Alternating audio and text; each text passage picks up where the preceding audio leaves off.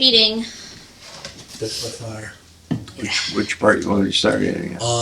The afternoon, start with him walking past her porch. Start with her on the porch. Like, go ahead. Murder by fire, take 2.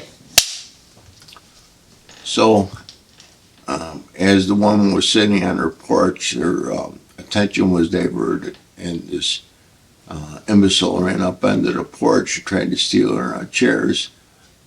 And she turned around and caught him, and he got scared. He ran out in the middle of the road. He says, I don't care. He goes, I'm going to come back tonight at about 2:30. I'm going to burn your fucking house down. So at 2:30 in the morning, he did go back, and he lit up a piece of paper that was in the street, lit it with a Bic lighter and shoved it in a gas can, and he threw it out her window. She was an older lady, 62, and she was in a hospital bed right inside of a opera window. It was right outside her porch. And when he threw it, she actually probably wound up watching herself die in that fire. Thurman wasn't the brightest bulb on the tree, so to speak. So getting to confess was just exercise, and it wasn't very difficult to do.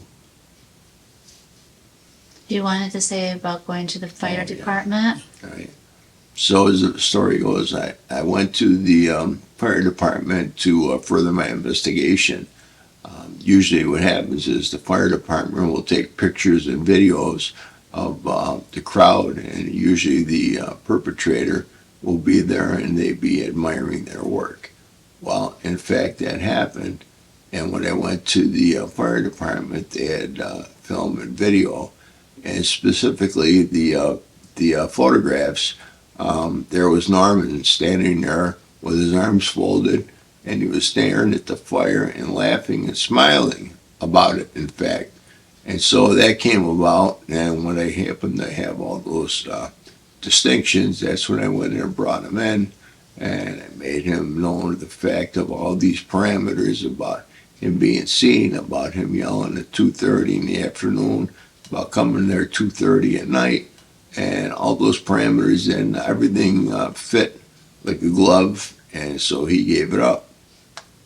Wow. So you caught him by making the assumption that he'd be back at the scene of the fire to admire his work.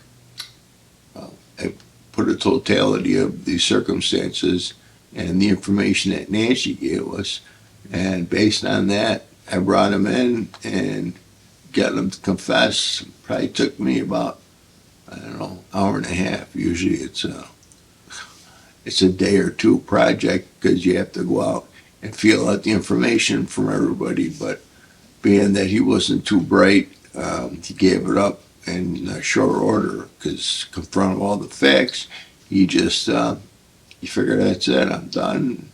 He was. Nice, nice.